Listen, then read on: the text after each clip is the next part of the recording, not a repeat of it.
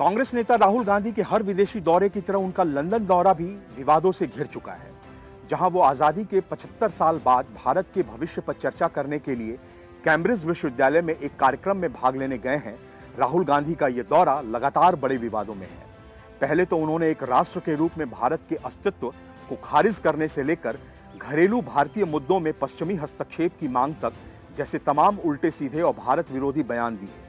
फिर उन्होंने न सिर्फ भारत विरोधी बल्कि पाकिस्तान समर्थक ब्रिटेन में लेबर पार्टी के प्रमुख जेरेमी कॉर्बिन से मुलाकात की, जिस पर जमकर हंगामा मचा हुआ है। और अब खबर है कि राहुल गांधी ने लंदन यात्रा से पहले विदेश मंत्रालय से राजनीतिक मंजूरी नहीं ली थी। दरअसल विदेश यात्रा से पहले सांसदों को विदेश मंत्रालय से राजनीतिक मंजूरी लेना आवश्यक होता है, जिसमें यात्रा के कम से कम 3 हफ्ते पहले वेबसाइट पर जानकारी डालकर विदेश मंत्रालय को मंजूरी लेनी होती है। लेकिन राहुल गांधी ने ऐसी किसी प्रक्रिया को नहीं अपनाया। नियम की बात करें तो कहा जाता है कि सभी सांसदों को विदेशी सरकारों, संस्थाओं आदि से मिलने वाले निमंत्रण विदेश मंत्रालय के जरिए मिलने चाहिए।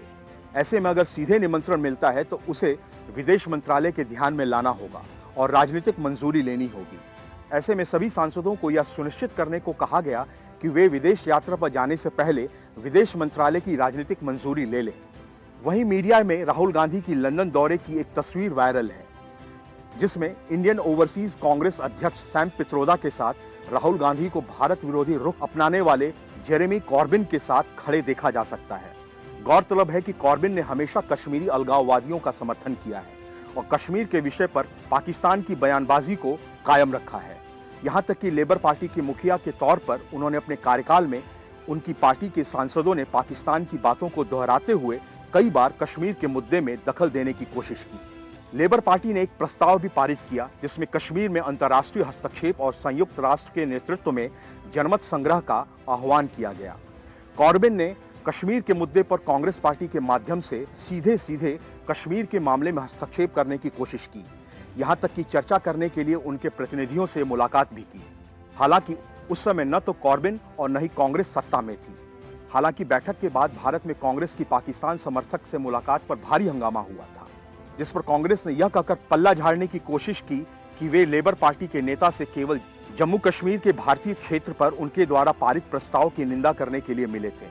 इतना ही नहीं, जेरेमी कॉर्बिन का हर जगह आतंकवादियों और चरमपंथियों का समर्थन करने का एक लंबा इतिहास रहा है, चाहे वे आयरलैंड से हों या कश्मीर, लेबनान या गाजा से। कॉर्बिन की दिल में ऐसे आतंकी समूहों के लिए हमेशा एक सॉफ्ट कॉर्नर रहा है।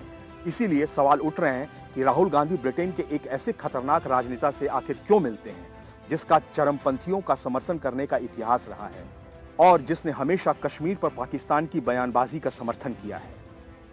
Bureau report, news of India.